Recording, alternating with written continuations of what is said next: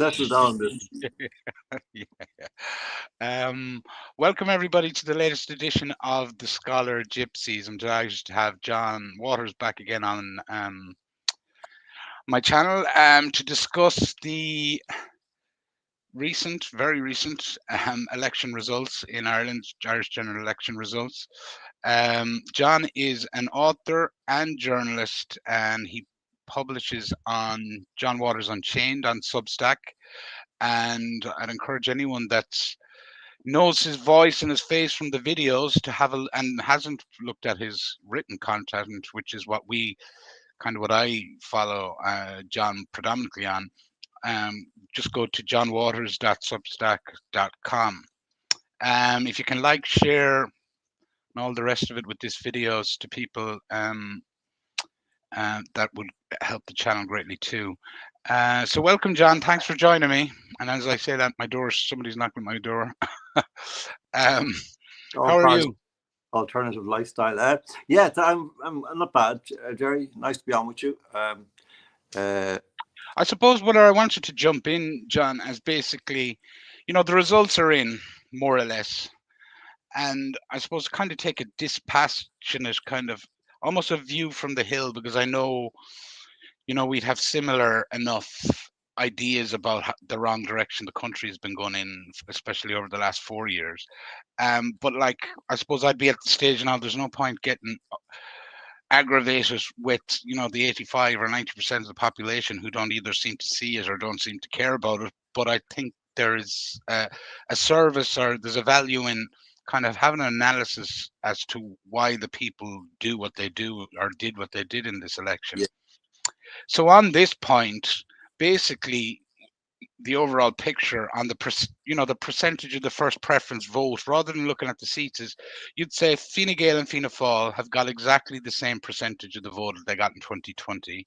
So the electorate, in a sense, haven't punished them and they haven't rewarded them for the last 4 years. It's almost like they have a neutral view on them. Sinn Féin, curiously enough, have lost 5.5% of their first preference vote since the last election, and that is something we might delve into. Obviously, the main casualties of this election have been the Green Party, and that vote, you might argue, has transferred in seats anyway to the Social Democrats and maybe a teeny bit to Labour. And we have the advent of the Irish independence grouping, which I think they have 4. They might scrape 5 seats. So I suppose that's the broad picture. What would your analysis of that be? Well, it is that as is obvious, that after 5 years of the worst and most appalling government we've had in independence, going right back, you have to go back to the Civil War to find a government, the Free State government then, which was as kind of not just unpopular. It wasn't necessarily unpopularity. It was kind of partisan battle, but which behaved appallingly in terms of its remit and its actions, its execution of Republicans on a totally arbitrary basis sometimes, and so on.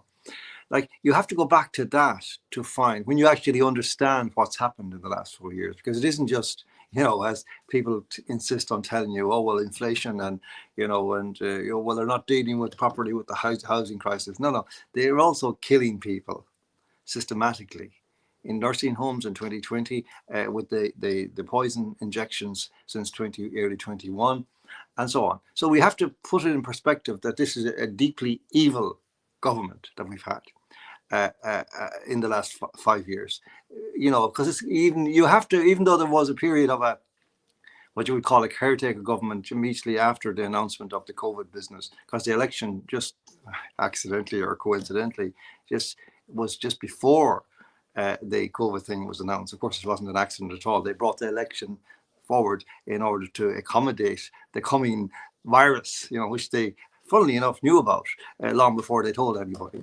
But then you see that government went on to the end of June, totally undemocratic, totally unconstitutional, but it was essentially the same. It was led by Varadkar, and he went on then, and we had Martin, and we had all of that.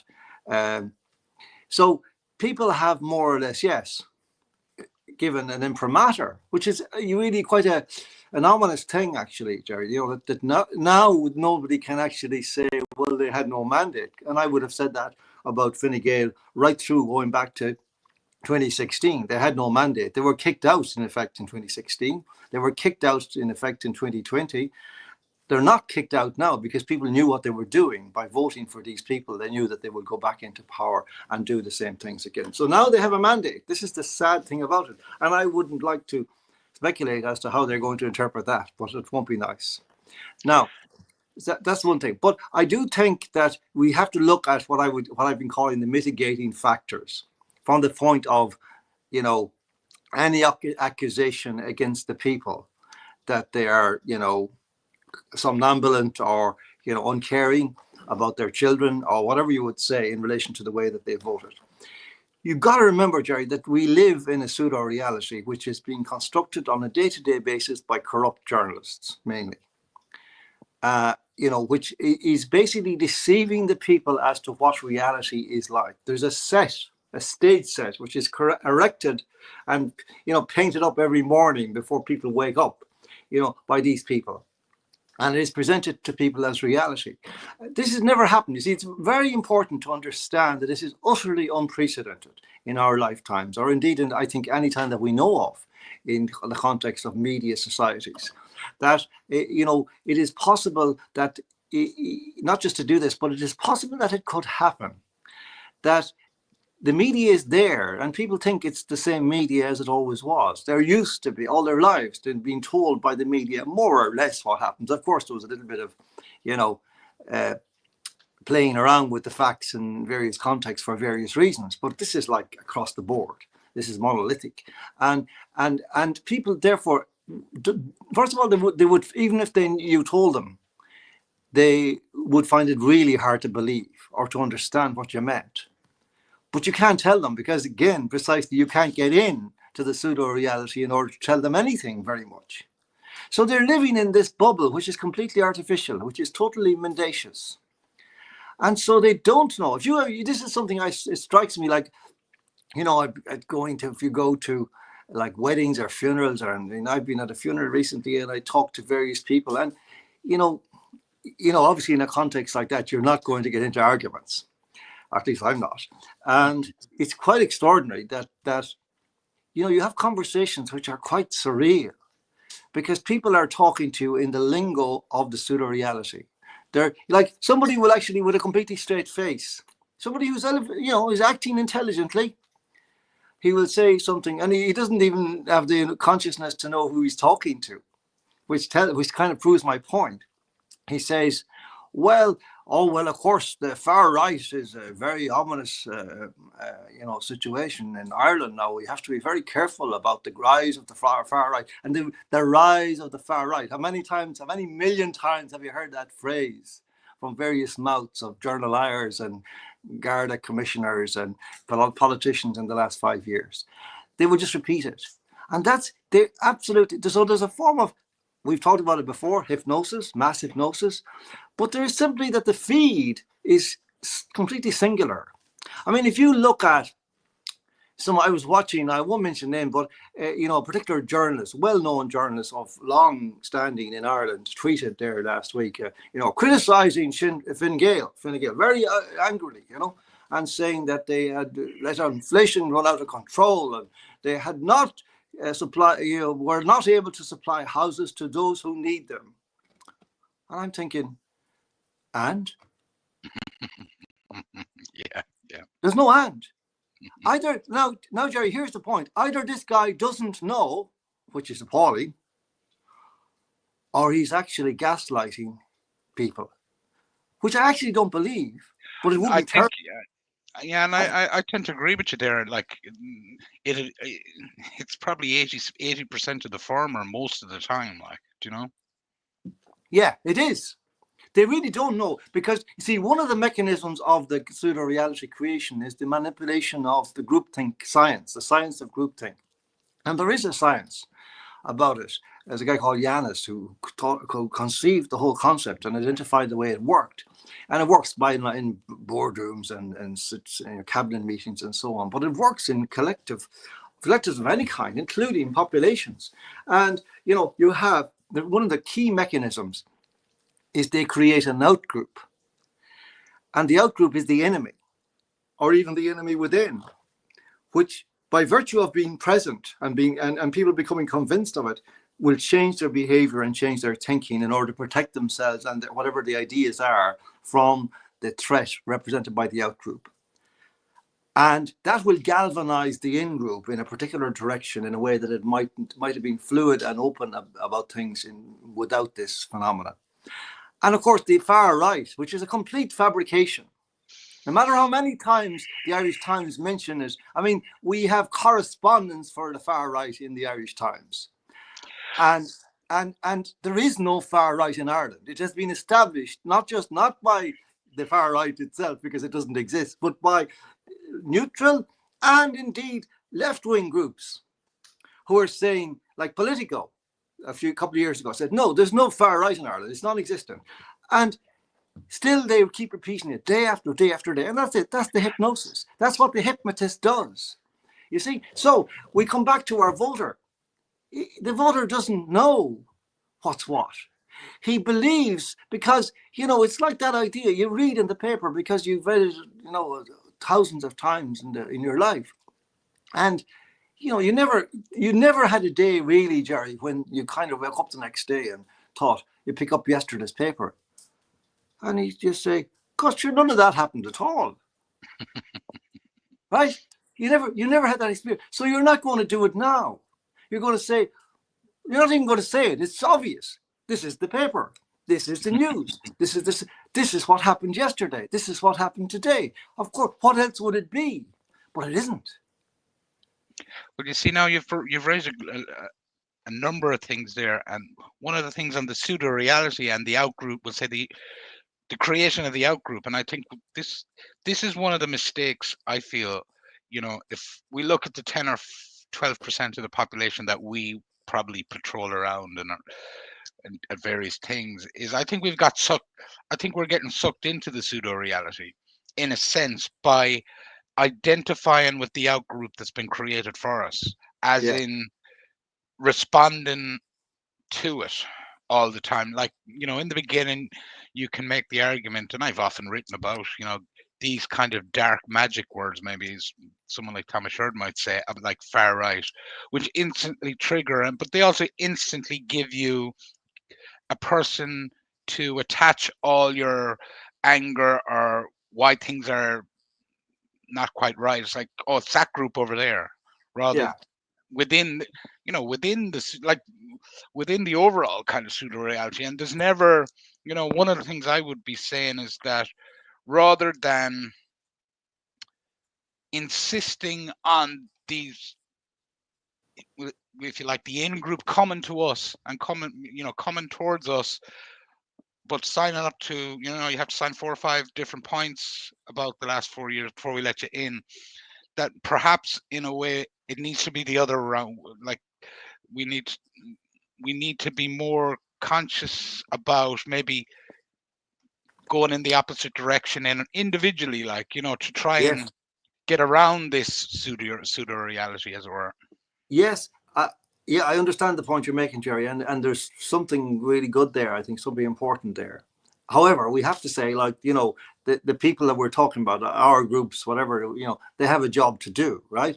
And they're doing resistance work. They're working in solidarity with various communities, for example, who are beleaguered by the state, which tries to impose massive numbers of aliens on those communities. And some of the people, we have to go out on the front line and defend those people and cover what's happening. And that's entirely valid. But it's also, whether we like it or not, it's also at odds with the project of attracting a country which is hypnotized, or elements of the country which is hypnotized and which doesn't really understand, and which buys into, to some extent, the idea of the far right, an idea of the far right being a racist entity, and so on. And that's the motivation of what it's doing. And there's not enough thought about how we should, on our side, how we should therefore conduct ourselves, I mean, collectively, in that situation where they're waiting for you to behave in certain ways and they're saying, there you see now, there you see now. That's what we're talking about. And you kind of affirm the kind of accusations that they level if you behave in certain ways. You know, you see, that's one of the reasons, Jerry, that like 4 years ago, more than 4 years ago, I proposed that the resistance would only engage in one form of protest, and that was to be silent protest. In other words, you would gather hundreds or a few hundred, whatever, 1,000, 10,000, whatever, people into one spot. They would stand there. This was an idea which I saw work very well in Italy a few years ago.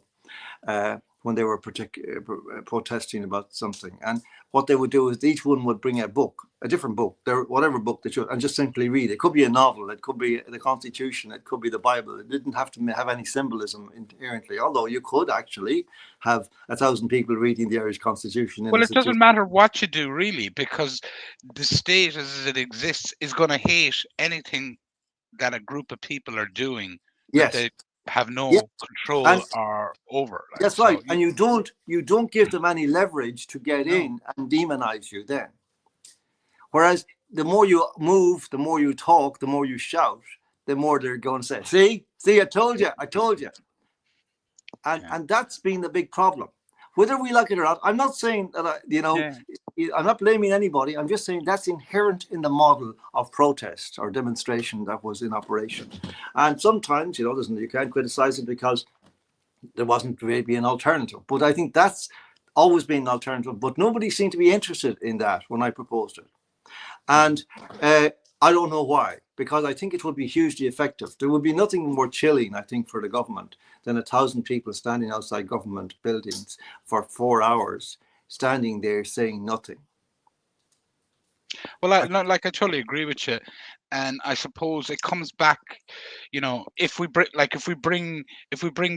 tie this conversation back into the general election in this sense, if we were to make the case, and I certainly am making it for myself, that the 4 different nationalist parties were in some way attempting to be a representation of this resistance movement, what we would say is that it hasn't been successful.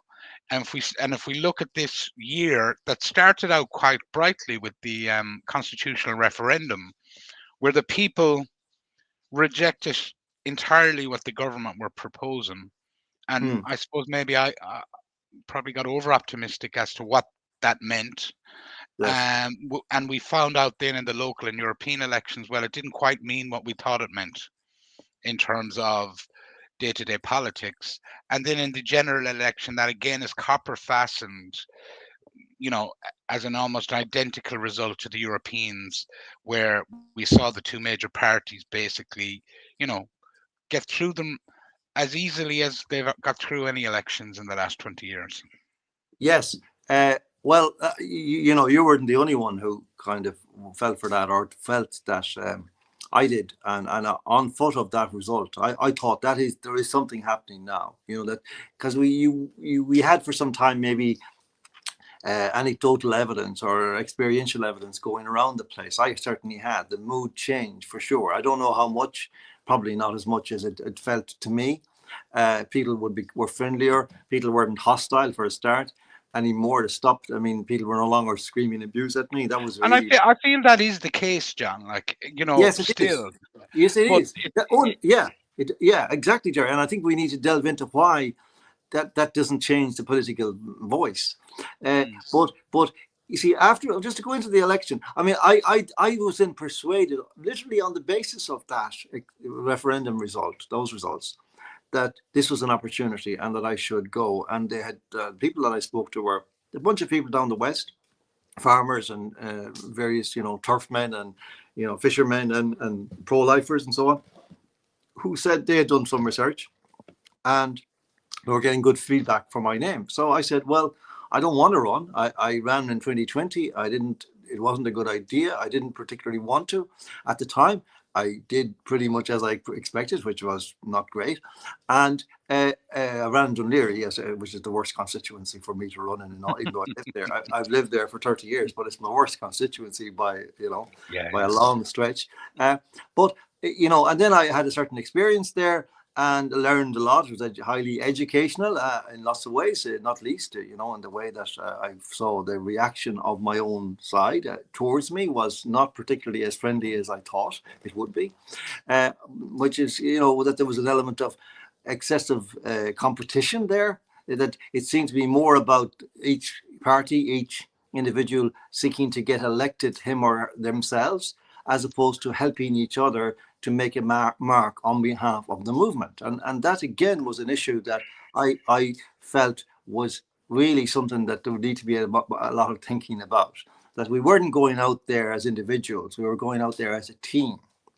We should have. But just sorry to cut in there, but just in specific to, Midlands Northwest, that constituency, like we had 7-8 kind of theoretical candidates from the resistance running.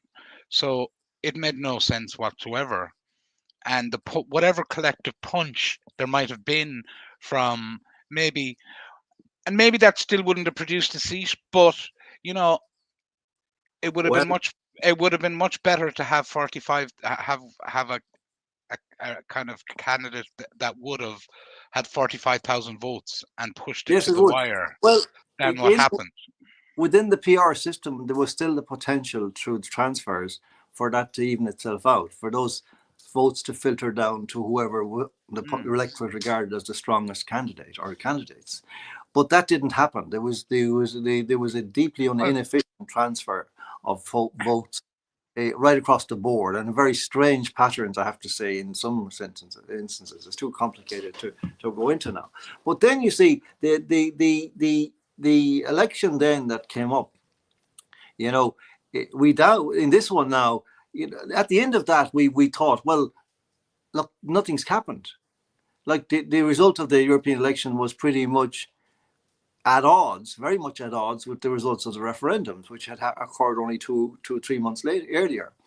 And, we couldn't figure out why that was. Now, there was a factor that did kind of possibly or partially explain it, and that was the bussing in of migrant voters who had no right to vote whatsoever in our election, but who were bussed in and given voting rights in the local elections. But there was, I'm sorry to say, a suggestion that once they were in the polling centre, they were given 2 ballot papers. And there was very little vetting of any of that. And so that might have, it seems, people did. I think certainly there was a phenomenon of politicians in their cars driving migrants to the polls and buses of them coming in. Look, I agree. Like I distinctly remember, because I was down at the Count Centre for your election, and I was writing an article while I was down there that was based on a Freedom of Information request that the local election electorate had increased 8%. Yeah. And so there's evidence to back up that theory. Like, do you know what I mean? Yes. I don't know what the effect it might have had in the Europeans, but there was evidence. There was on the local side, not in the Europeans, but on the local side. Yeah.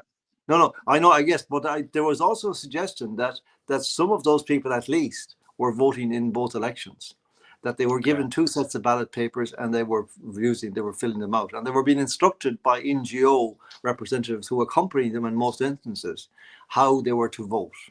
Now, this is shocking. I'm not making a big deal of it in the context we're talking about. It is a big deal. It's appalling, and it's part of a panoply of potential abuses that are going on for years. I mean, the collapse of the chain of custody that used to apply to votes between the voting centres and the count centres is long gone, because men in white vans are transporting them now, and nobody knows whether they bring them home for the night and have them in the bed beside them, or what they're doing, or who sees them, or who has access to them. It's not known, and nobody seems to care in this so-called democracy. So, well, no, you're right. Yeah.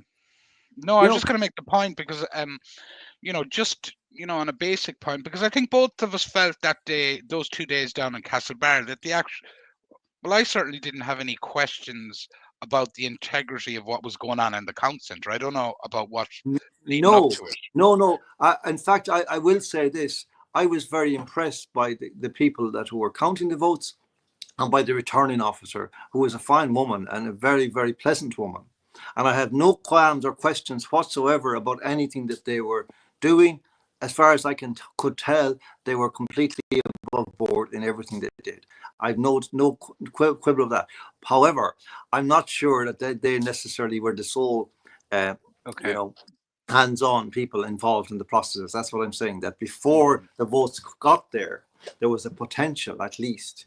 There, as it were, maybe we can at the very least say that the chain of custody was not seen to be adhered, to be imposed, and that in itself is problematic.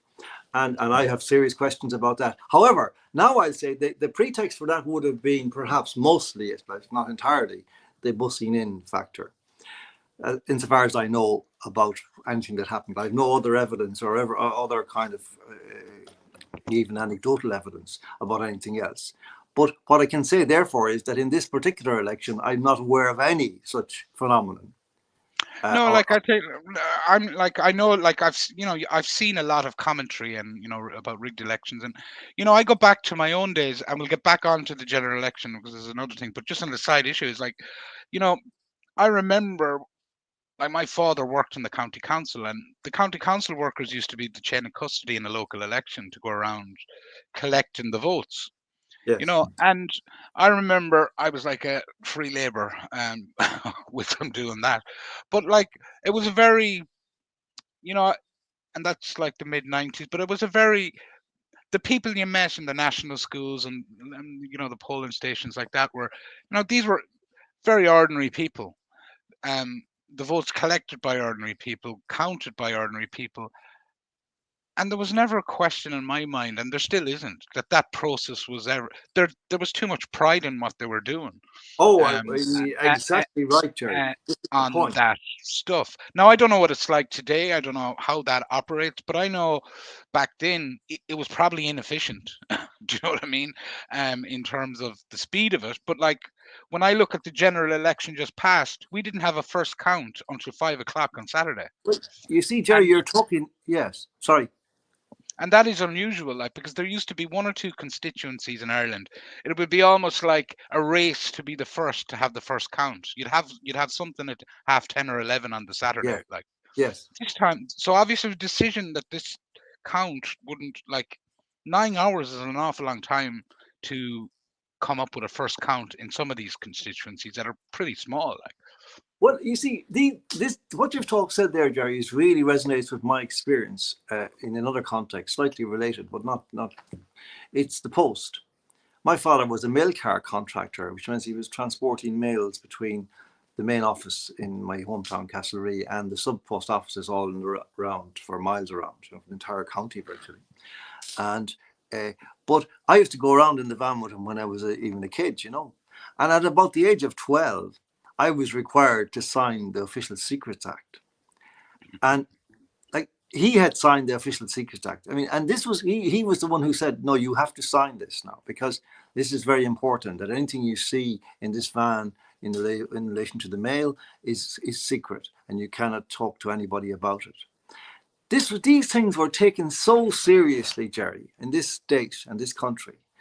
There's so much demonization of the past that has gone on in the last 2 years now that we forget that our parents were people of the most, in the vast majority of cases, and I mean that right across the board in this country, that they were people of high principle and diligence and punctiliousness in relation to the work they did, whether it was for the state or otherwise.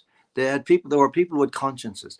I'm sorry to say that has waned somewhat, and that waning has occurred right across the board. It's not entire, it's not total, but it's pretty bad. And when I saw in 2020 men in white vans coming to collect ballot boxes and dumping them in the back and then driving off, without even a helper in the van, one person. Mm-hmm. And nobody knew where he went to. There was no motorcycle escort. There was no police cars. There was nothing. And that is not acceptable in a democracy. It is not acceptable. The chain of custody is not maintained and is not verified in that situation. Well, it should in a sense operate like the postal system operates at the moment. Is it like if you send a parcel somewhere, you get your number and you can tell exactly where that is on its journey to where it's supposed to get to. Like, Yes. you know, in an electoral system, you'd imagine with the technology we have that we should be able to see that data in real time, like as to, Well, that's a very you know good what I mean? point. That's a very good point, Jerry. And of course, we know, I mean, putting on our cynical but knowing hats, is we know that these techniques, these technologies are only used when they can be used to our detriment, to surveil us, to harass us, to intimidate us. When they're going to be of some use to us, as for example in protecting our votes, they're not used. How do you think? Like, there's no denying the fact that like Helen McEntee topped the poll. Simon Harris got the highest first preference vote in the country. Could list off a few, Micheál Martin, a few others. How are they going to react? Like, they're going to see that as a savage mandate to put the foot on the gas, or? Oh, they are indeed. I don't believe it is. I don't believe it is either, but like something else is happening. Something else is happening, which is something like this. Helen McEntee is the local TD. She's the minister, and she's going around in her state car, and people see her going through. Oh, I saw the minister going down the town there a while ago. Like, that's about as much as there's to it, in a sense. She may have even done something. I actually got I'll tell you something, Jerry. I got an email or a text last week from a guy that I know very well.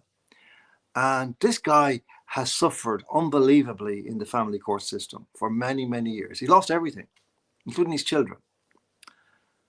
And he's been campaigning very, very admirably, or trying to do things in the system for a long time, trying to get in there and trying to. And he sent me a text. I hadn't heard from him for a long time, but he sent me a text saying that now there was news of a new family court building is being built or being created.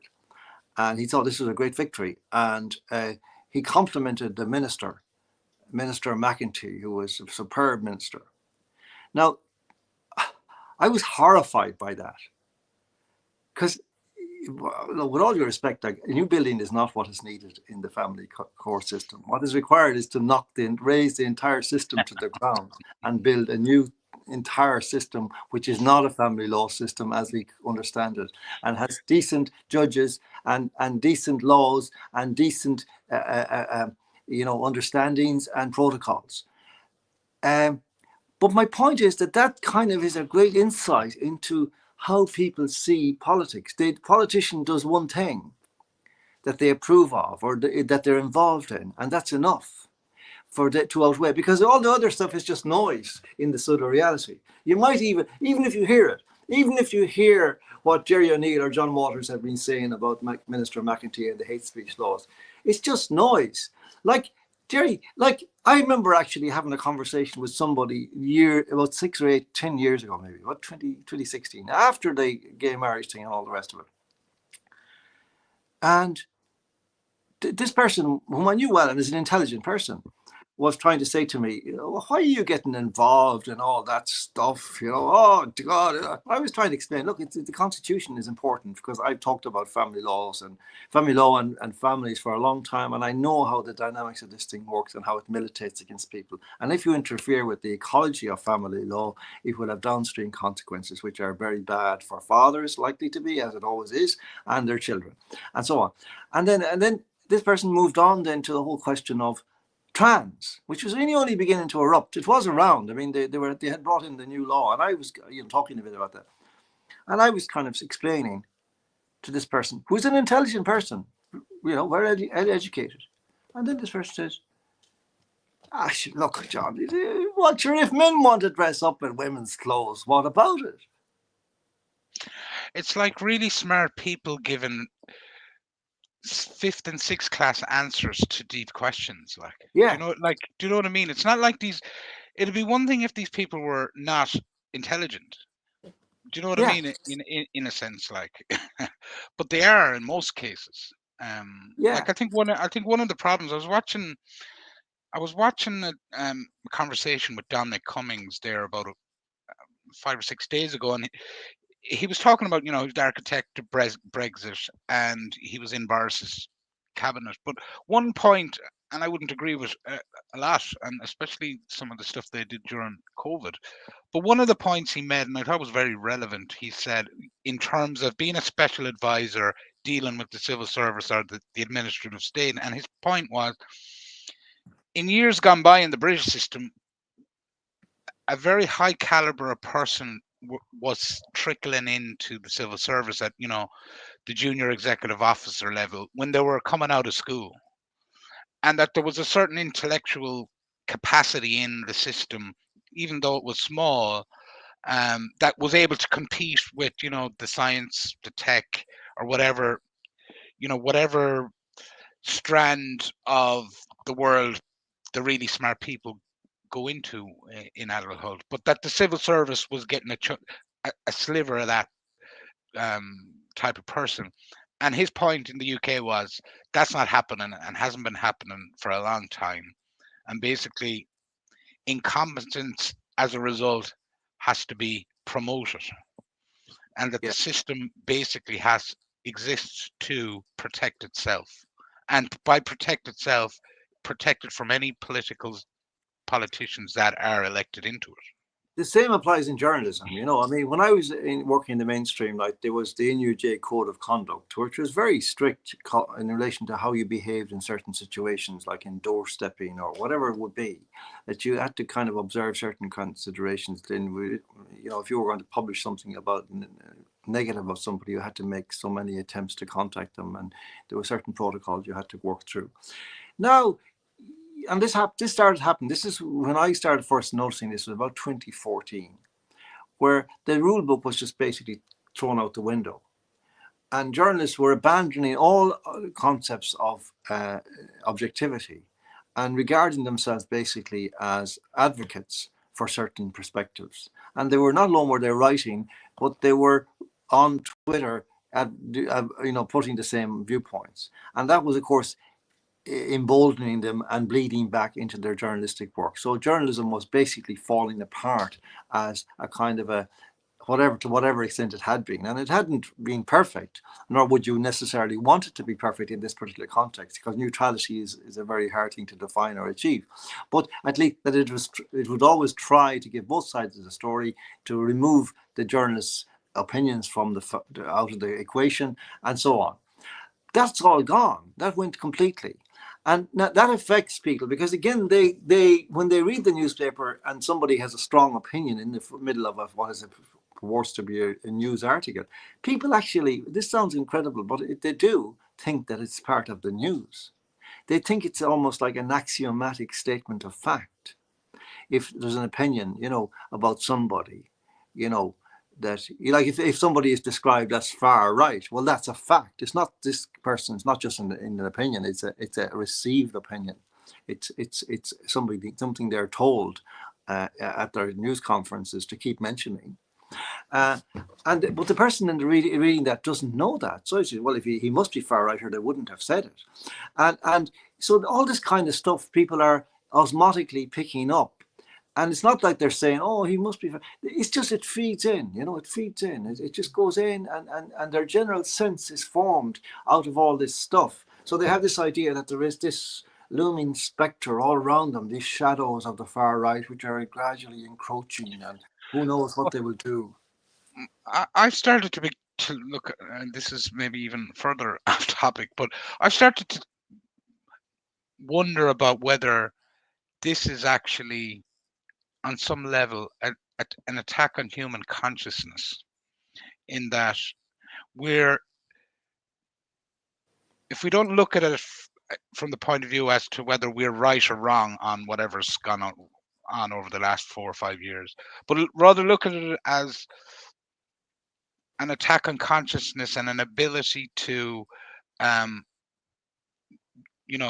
think about the world around you Yes. and critically analyze what's going on in your life, as opposed, because it seems to me there's a lot less of that going on, even in the non-political arena, even on community groups, sports. It's almost like, I couldn't be, I don't want to fall out with, I couldn't be bothered. No, Jerry, that is exactly right. And in fact, I think it's been going on for a long time. I mean, like as I say, I can't say a specific time that this started to just go, because it just seemed to go. I mean, certainly in 2014, I was aware of it going, but looking back, I can see certain signs. One of them was that, see, I was on the Broadcasting Authority for a while, and that was kind of a terribly tedious job. And you would get this box full of papers on a Friday evening for a meeting on Monday, and you would have to wade through the whole lot over the weekend. And most of it was incomprehensible then. So you wouldn't even you'd only have a half notion of what each issue was about, is so badly put together and so on. But one of the things that cropped up in this whole thing, we were formulating kind of guidelines for broadcasters, for example. And the whole idea to see what happened with the concept of objectivity, it was very interesting, because the rule was pretty iron. If you were a presenter on TV, you weren't entitled to give your own opinion, right? Yeah. Unless you were a disc jockey and you could say, I don't like that Rolling Stones record. That was all right, and it's a terrible record. Now, don't go any further than that. Don't criticize Mick Jagger's kind of, well, maybe, I don't know. But you see, what actually happened then, Jerry, was that the two things sort of bled into one another. And the next thing then, you would see, suddenly there was this qualification about this opinionating thing. And it was that when we were adjudicating on complaints about lack of objectivity, about, say, a well-known presenter, Imo Tesco, for example, would be a good example. Somebody would have complained because Imo Tesco had said something about, and we would say, he's way out of order here. This is completely prejudiced, it's completely biased, it's completely in breach of the Broadcasting Act, it's bang to rights. And then the thing was, oh, no, our guidelines have been amended to say that if the audience is entitled to expect this presenter to behave in this fashion, in other words, just to break the Broadcasting Act, then he's not breaking it.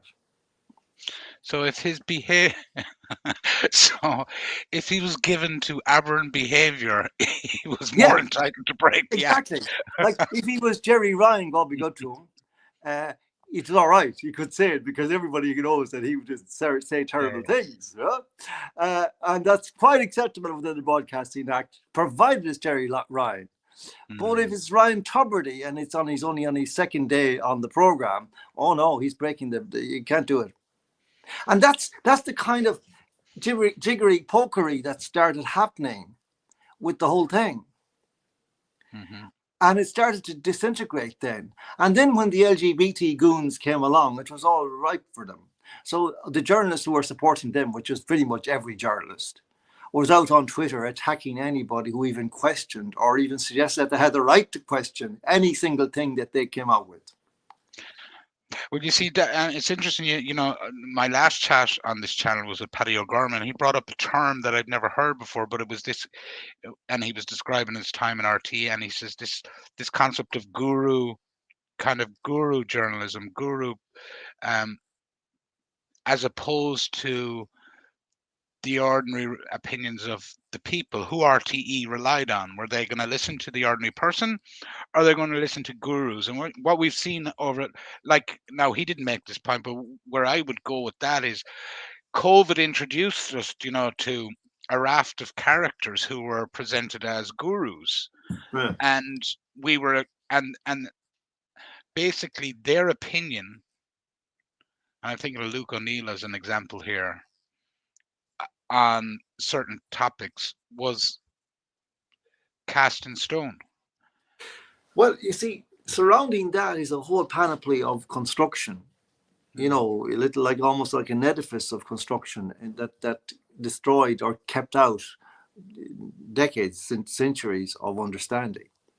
Like there was like centuries long understanding that science was in a state of flux at all times, is in a state of flux at all times, and that nothing necessarily is final and established fact in scientific terms, and that we move forward in a fluid way in relation to our understandings.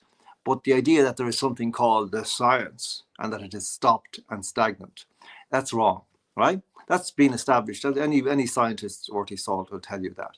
That not only did that not any longer obtain, but it was actually repetitively said by everybody, in the sense that it was almost like a particular protocol which had been typed out on a single sheet of paper, which was to say, keep talking about the science, keep saying that you're unscientific, keep saying that where did you do your microbiology degree and things like that. So it was the cult of the expert writ large at that time, which was utterly regressive in terms of the kind of fluid societies and understandings we had up to that.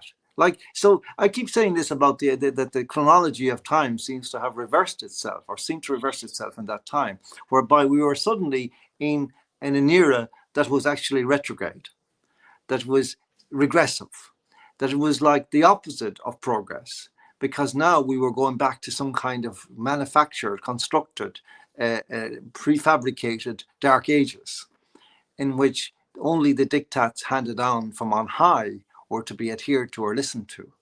And that was very much a part of what people were being subjected to as well.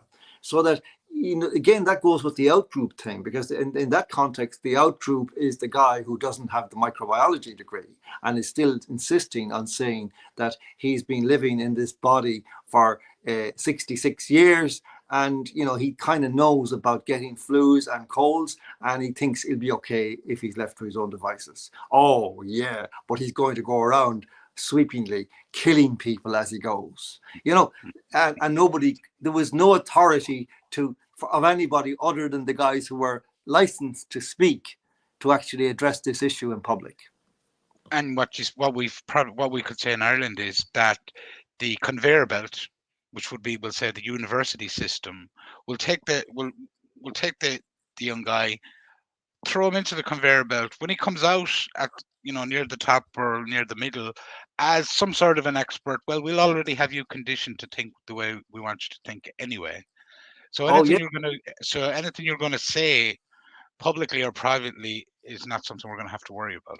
Yeah, you see, there's this thing about media in general. Like, it is like, for all of the years, the media built up safe checks and balances to ensure that there was a throughput of balance in relation to issues. It wasn't perfect, but there was an effort to make it perfect all the time. It failed sometimes, and you had to correct. But then you did correct. But that was all abandoned in this, and it was just like only a singular line of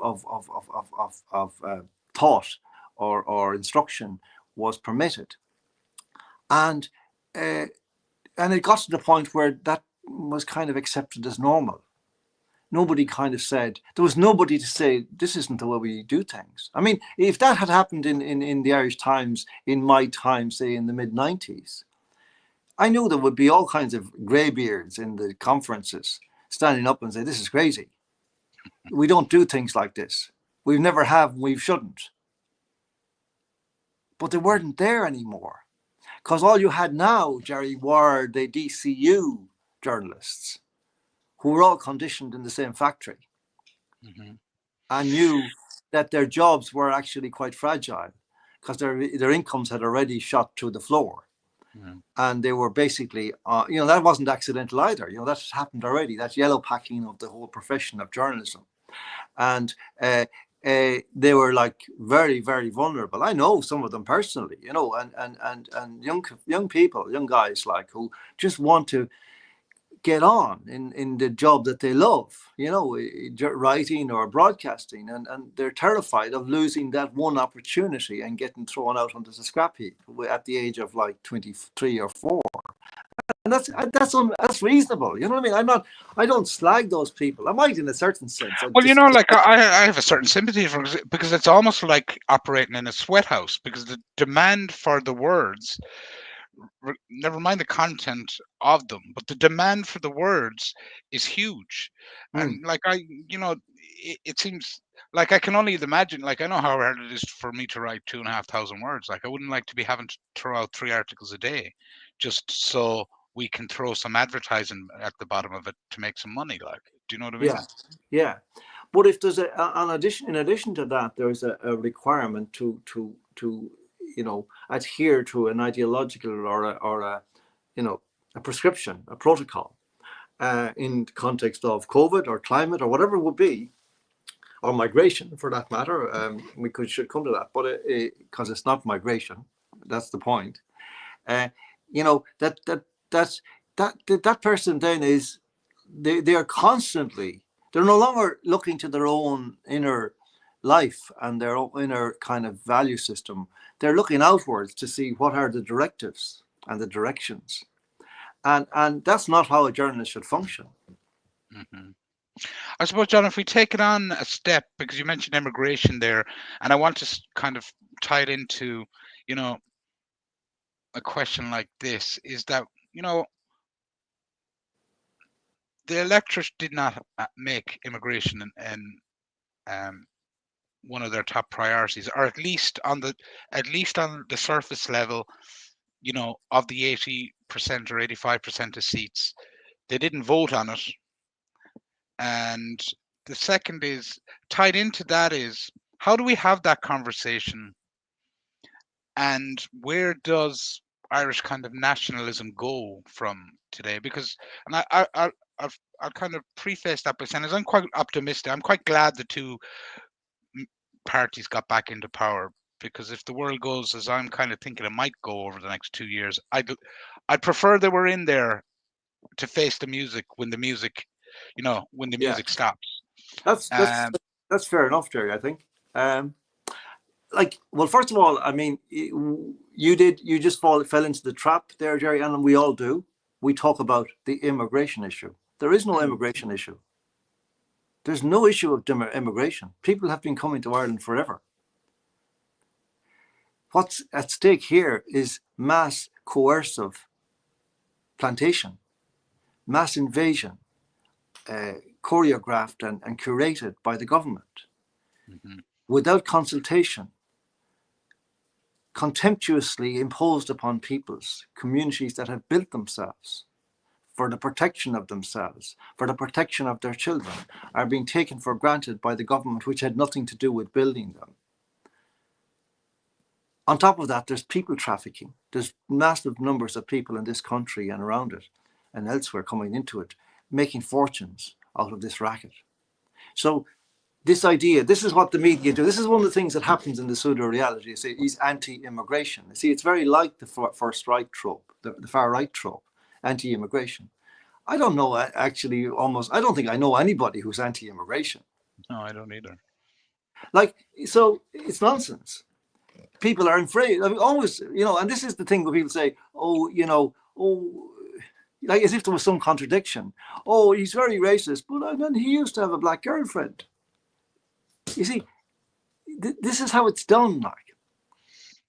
Well, I suppose the point is, how do we? Because you've actually hit the nail on the head there. Is that how do we get people to think about it in those terms? Because when you think of, it's very hard. It's very hard in the pseudo-reality, Jerry. That's the problem. You know, like, you see, you just think of it. You see, the thing about it is, we don't see this. You have to really kind of get your brain out and sort of hold it up in the air and let it look down at stuff in order to see it. And I mean, and I don't see it all the time either. Sure. You know, like, we don't see what people are seeing, you know, or what they're hearing. So we kind of think, well, we're here talking about all this stuff, so, you know, anybody can tune in and it's up to them. But if they don't, they don't. Yeah, And I and might that's think, what it well, should be. I wrote an article in Substack, and it's all there for people if they want it. But yeah, but they don't know where Substack is. It's a very Yeah, interesting yeah. thing, Jerry. That no matter how much the enemy slags me off, the Irish Times, or Crimes as I call them, it doesn't matter how often they slag me off, or that, what do you call that woman that does that, Aoife Gallagher, who always writes Oh books yeah. and calls us all far right. She never mentions. None of these people ever mention my Substack. I wish they would. Oh, you can find all this racist stuff on his Substack, johnwaters.substack.com. I wish they would say that. I wouldn't sue them if they said that, because that would mean then that people would go in there and read it and realize that it's all bunkum they're talking. There's no racism in this at all. A year ago, Jerry, a guard threatened me with prosecution because he said an article of mine had been racist. I challenged him to show me the part that was racist. I haven't heard from him since. Yeah, he wanted to intimidate me, you see. So, you see, this is the thing. The mythology that is perpetrated and maintained in the pseudo-reality is so cohesive and hermetically sealed that, it's almost impossible to penetrate in the normal way. And that's why I go back to the point. If I was to say one word, Jerry, that the movement needs to kind of put on the blackboard at this point about what it needs to do, that word would be attraction. Attraction. We need to make not just our cause, but ourselves more attractive to people who might be interested in listening to us. And I think I agree with you. Like we've probably spoken about this privately as well as publicly, but and I think the onus there is to and this isn't because as far as the way I look at the election result in this sense is, for me, it's white clean. What on the political front, what we've been doing has been rejected completely, twice. Yes. Now, I'm not taking any pleasure in that. I'm just pointing out facts. Do you know what I mean? When you get 2%, when you get 2% of the vote, or 2.5% of the vote, you've just failed. That's unfortunate, but that's a fact. That's right. So I would say that rather than, this conversation needs to take place almost out of sight. These conversations need to start taking place out of sight. And I mean, like person to person, small group to small group in the real world, not, we've seen now twice that social media virality means jack shit. At the ballot box. Do you know what I mean? I'm not gonna, and I'm not gonna name names, but because I can tend to be over negative about things and personalities, and I know most people are trying to do their best. They have, in that sense of things. But what I would say is like a rethink, and I think rather than leaders presenting themselves as parties, I think they really have to almost have a continuous conversation now for a couple of years, and they have the time to do it in terms of to build something authentic. Yes, the government's in place. It's unless there's a global event, and there could be a global event that washes the government away in 6 months, but they have the time, or we have the time to put effort in, if that's what people want to do, in whatever way they want to do it. But I would say that's all I'd say. I suppose I'm just rambling on there a bit. Well, I think you mentioned before about the whole virality and the internet and the telegram and so on. There's an aspect of that which is, I think, detrimental in the sense that it creates makes a virtue out of activity, out of action. Things to happen, make things happen. Have a scene, a bit of a ruckus, and that doesn't necessarily, it's not helpful at all, actually, to even when you have the cops battering the heads of people on video, it doesn't achieve anything. It seems to me. It certainly shocks me, but whatever way, if people do see it, and we've already opened the possibility that most people don't ever see it, but even if they did, they would probably think something. Well, he must have done something, because that's the way they're conditioned in this society for years, all their lives, and that's kind of their reflex kind of assumption. I believe that in order to counteract that, difficult as it may be, and seemingly ineffectual as it may seem in the short term or medium term even, you have to counteract it. You have to go in the opposite direction. Be whiter than white. Be, Caesar's wife. You have to be, completely the opposite. Be docile. Be passive. Pacifism, the Gandhi approach in the face of the thuggery of the state, because the state is thuggish and will be thuggish. And if the state is thuggish in a situation where the people who are demonstrating are simply standing there silently, then you have something powerful. I think that's much better approach than what we've been seeing. But also, just to kind of add into an earlier point that you're making on like the out group and the in group, those moments online are creating a magnetic attraction between the two groups to keep kind of, yes, yes, and you see, there's a certain issue here. Ireland. Okay, this is a complex thing, and it's hard to put across, right? So I want to just say something that is delicate and potentially, because people don't misunderstand.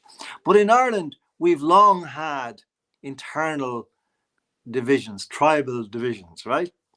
And I mean, one of the great ones was, or probably the greatest of them all, was Colchis versus Jackeens, right? And that showed up in football, but it also showed up culturally around the countryside. When I was growing up, Dubliners were always kind of, when they come down, like cute Jackeeners, like that's how it'll be framed down our way. But like, but there's an admiration in that too. Like there's a joke in it as well. There's a humor in it. And it's kind of like the rivalry that happens in football, and it does happen as well in football.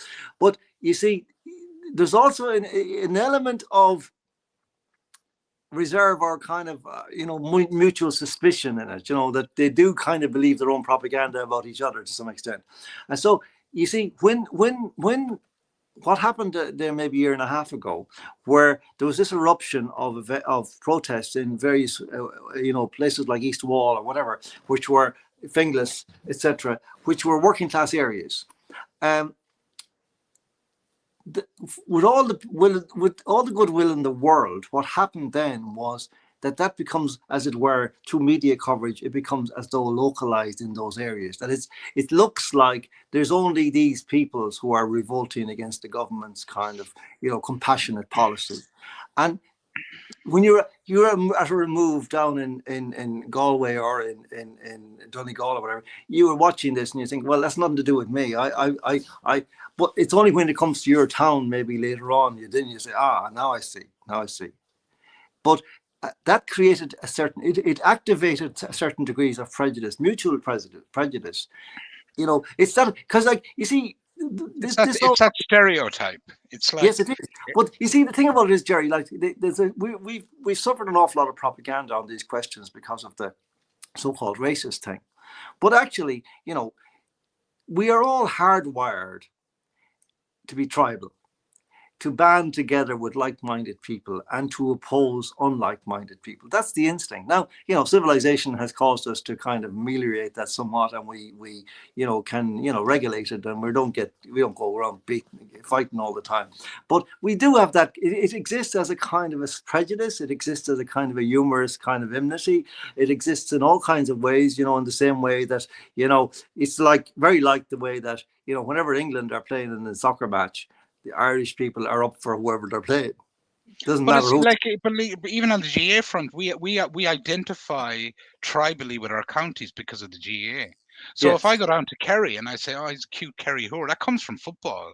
Do you know what I mean? Or it comes from, and there's that common thread between us, is that if you're from a certain county and you go to another county and you say, "Oh, there's bonds and ties there," in that, like, there was a sense that, as it were, that the anti plantation, let's call it, a movement, was of a particular kind and in a particular place, in particular places, and that it wasn't anywhere else. For a long time, that was the impression you got, that it wasn't, until the last year now it started to go out all over the country, and had been going out in sporadically in different places, before that, little villages and so on. But they kind of concentrated for a while there on working class Dublin areas.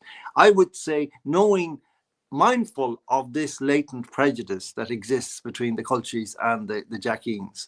And we'll say, and we're talking about a particular type of Jackeen, a North Side Jackeen, as yes. opposed to a Dublin South. So Oh, it's yes. also, it That's also right. works on alienating them as well.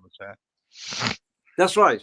And imagine this though, Jerry, how the slyness of this though, the cunning of this, that they would seek to leverage one form of tribalism in order to destroy another, in order to destroy the unity of the Irish tribe against their invasion and plantation. They would leverage a minor tribalism internally. That's a very sneaky, clever, you would say, maybe sly, slimy, yes, all of that. But that kind of thing had an impact. And the result was that a lot of people down the country just kind of got turned off to the whole thing until it came on their doorstep. And that was kind of isolated and piecemeal and fragmented as well. But it didn't, and then it didn't really. Most of the country still hasn't experienced that at the level that it has been experienced, say in East Wall or in Coolock or those places which were really attacked. But I think that was a deliberate strategy in order to activate that thing and then create this enmity, send in the cops, then these robo-cops to batter people, get a right ruck going, and let the images go out around and go viral, and people say, well, yeah, that doesn't look too good. I don't want anything to do with that. That brings us neatly into our last question. We're already at 1 hour and 6. The time's flying by. That concept, and it's a final question on the election, I suppose, is because the face of that East Wall process was Malachy Steenson, and we saw the introduction of Gerard Hutch as a kind of celebrity, almost a celebrity candidate from kind of what we'd say is the criminal underworld. And I wanted to just get your opinion on what you thought of all that, because it's certainly, the Hutch candidacy certainly captured the mainstream media attention in a way I wasn't expecting it to. I thought they would have gone the other route on him, but they kind of gave him as much publicity as they could. So I was just curious to know, because at the end of the day, and I spoke to you about this, Jared Hutch got 3,000 votes, Malachy got 1,500. The Labour candidate that ended up pipping Jared Hutch only had 2,500 first preference votes. So it's one of these kind of working class constituencies where 50% of the population don't show up to vote. And I suppose I was just wondering what you thought of that whole kind of circus. Well, I think there are multiple elements in it. The first thing I say that there was a yarn going around. I didn't really believe it, that the government were behind Hutch, and that the guards had basically leveraged him or twisted his arm to get him to run in order to stop Malachy Steenson. I don't buy that. Hutch is Hutch, and his view, I mean, for example, he's he expressly says that he's in favor of immigration, and by that he means that he's not opposed to mass coercive immigration. That's decoding that. He has no objection to it. So that puts him in an entirely different bailiwick to Malachy.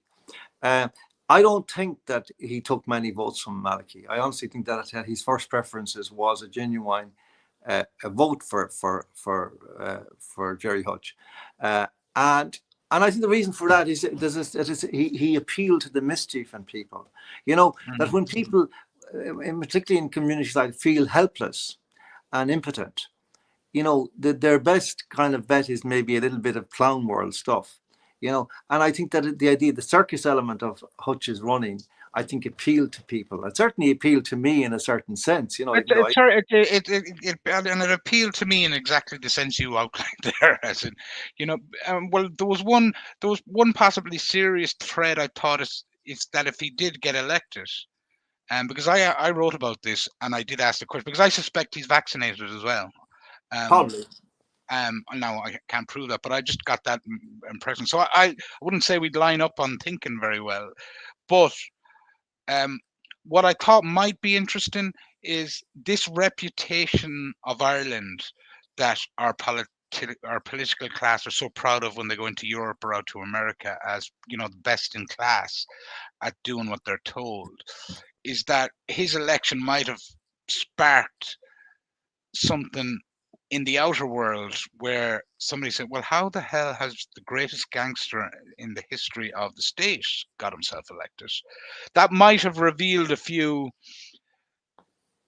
characters that we're not aware of who have a lot of influence in Ireland, whether it's through the NGO class or whether, the American administrative state or the European one, that they might have felt forced to comment on a development like that. But that was the only thing I was kind of thinking on that one. Yeah, well, of course, alongside that, there's all kinds of understandings about the kind of tic-tacking that goes on between the criminal world and the guards. That. Oh, I've no doubt about it. and also that the idea that for example, I mean, it's something I've said 1,000 times, not the only one who said it. But with, say, for example, drugs and crime, the police forces have a vested interest in ensuring that the supply of drugs is kept at a certain level, because that keeps crime down. Because there's less people looking to break into houses to, for example, to raise money for drugs. They're cheaper. The price is kept down if they're more plentiful. So there's reasons for criminals and cops to be friends, as it were. And that's something that I don't doubt. But with Hutch, I mean, you have to say about him was that he didn't really have anything to say. He wasn't standing for anything. He was just standing. Like, if he, for example, had been standing as a reformed, gangster, for example. I'm not saying he was a gangster. I'm not saying he needed reform of any kind. Of course not. But if he was, he could have actually made a huge impression on people. You'd imagine that you could imagine a character like that being in a movie, for example, and becoming an evangelist for goodness. Like a type of anti-hero, really. There's anecdotal evidence that there are constituencies like Dublin Central where the Gardaí can't go into them, or they don't go into them. And going to your county council, the county councillors going to some of these guys, and I think Hutch has admitted this themselves, where county councillors are coming in to him to see if he can kind of put, Yeah, but Jerry, let me tell you that, somebody was telling me about in the count that he arrived in the count with about 300 acolytes and bouncers and security detail and whatnot. And I was absolutely gobsmacked at that. And I just thought, what would a candidate in the resistance give to have 300 people come with them anywhere? And if we could get 300 people together for anything, we'd be doing well. Yeah, exactly. Never mind be their acolytes and security people. You know what I mean? That's excluding their audience, actually. And I mean, to drive her, so that just shows you that there's something. You see, there's in those communities, even in the criminal world. I mean, you see this concept of the ordinary, decent criminal. I'm not saying Jared Hutch of any kind, ordinary or otherwise. No, I'm not. We know from looking into it, is he's from up to the 80s. He's been in jail enough time, so we can say there's a criminal history there. But I've made the point of my article is that for 40 years he's evaded any conviction. Now, yes, I'm not. I'm saying I'm not saying he's innocent. I'm not saying he's guilty of anything. But oh no, I Jerry, think sorry, we he know is, we know he has an influence on that world. Like, yes, but he is innocent, Jerry, because otherwise he yeah, he would is be. innocent. Yeah, Yeah. And I don't mean that in any satirical way. I mean, but you see, go back to Martin Cahill. I mean, I don't know if people remember now. Martin Cahill, a legendary. It's 30 years since Martin Cahill was assassinated. He was the great honcho, the great head honcho of the world, the Dublin crime scene at the time, and he was a very funny character.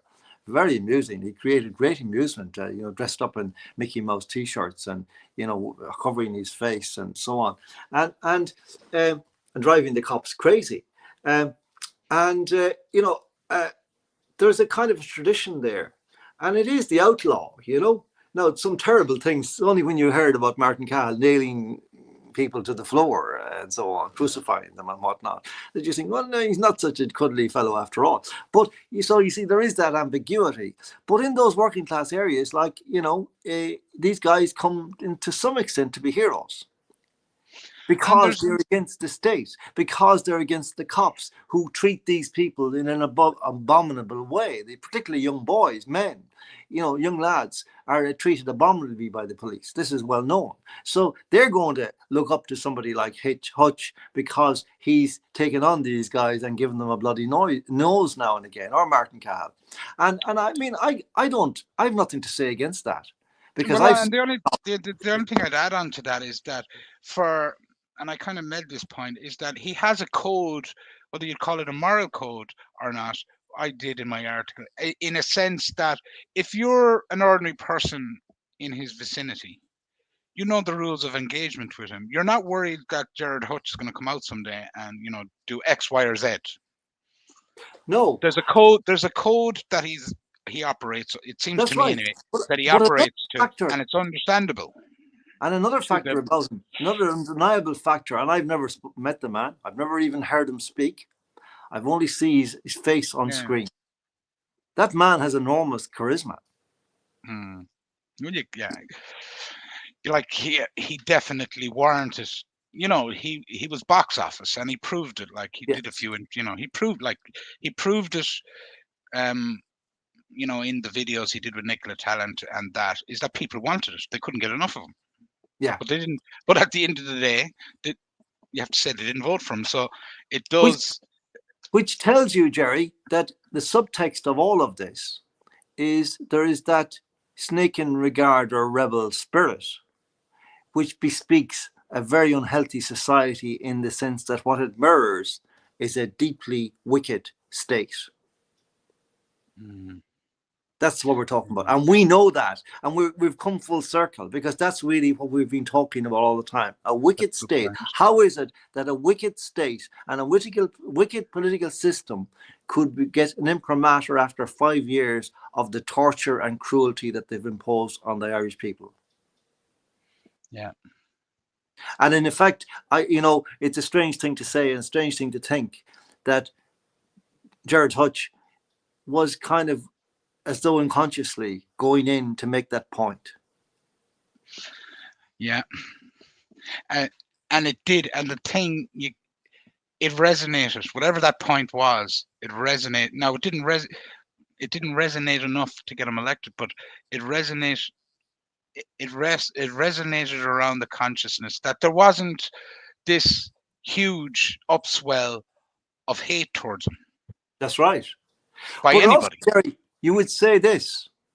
I mean, I'm putting myself slightly in his shoes in the sense that I had this kind of idea that the ideal in an election like that, if you're like someone like him or indeed somebody like me, is to do well but not to win. Yeah? Because who wants to be in the Leinster House looking at those gobshites? Right? Yeah. So I'm sure that would have occurred to him as well. So he got just about the right number of votes, not to get elected, but to make the point. Well, no, John, just one last point, because I meant to ask about you earlier. You have a book you're nearly finished. Is it gone to publishers?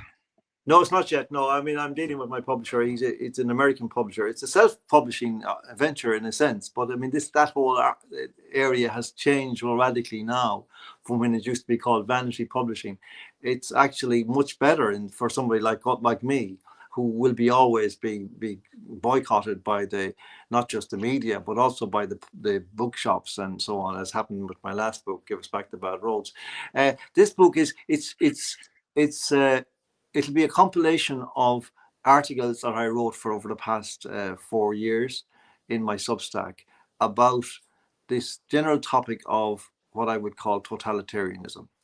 And it's called The Abolition of Reality, which kind of goes to the point, in part, one aspect of it, the pseudo-reality, that the pseudo-reality replaces reality. That's one aspect, but it's only one aspect of that, the meaning of that title, because there are other aspects as well. And the reason I mean, my material is on there. If people want to look, by the way, on my Substack, that material that will be in the book is there for anybody to read, and it's completely free of access. You can get in there, johnwalters.substack.com. So you don't need to buy the book, and and in a sense, no, it's worth remembering. My point is that what I'm doing, I was recently rereading, and this will want to be the final pieces in the book, was rereading 1984, Orwell's book. And I mean, I read it first over 40 years ago, and I hadn't read it since. And, of course, everybody's been talking about it for the last, I mean, I've talked about it too, because I did read it, but it was a very interesting experience to reread it. But one of the things that stuck in my mind was there was a scene where Winston Smith, who was the hero of the book, he starts a diary, and he has a beautiful notebook ready for this job, and he's sitting down, and he thinks, well, who am I writing for? The very first thing, and he says, I'm writing for the future, for the unborn. And in a certain sense, Jerry, that's why I want to bring this book out. I want to actually leave a trace behind of my perception of what was going on, just mine, in the last 4 years. And if that, in the event that this thing doesn't unravel itself in my lifetime, that there will be something for people, some kind of map or guidebook, that they will actually be able to, understand, remember what happened, how it worked, and perhaps then find a way to unpick it, albeit downstream, down the road a long way, maybe who knows how long, but that's my objective. So it's called the abolition of reality. I always had a Substack, or I had a sub headline, which I'm not sure I'm going to use, but it was something like a first draft of the end of history. So, because the journalism is supposed to be the first draft of history, and this is the first draft of the end of history. That's the idea. But I don't know. When you expect him, we might have a chat when that comes out again. Just I hope it'll be out fairly early next year. So, and again, we could spend an hour and a half talking about the publishing industry as part in all of what's going on at the moment. But we'll leave it to another day. Yeah, we could. And there's an article or two on there about that as well in my Substack, if people want to check out some, like the construction of a pseudo-reality in literature, which is another thing we need to think about. Okay. Thanks a million, John. As always, it's a pleasure.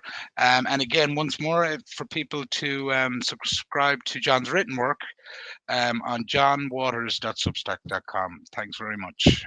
Thank you, Jerry. Thank you. Thanks, everybody.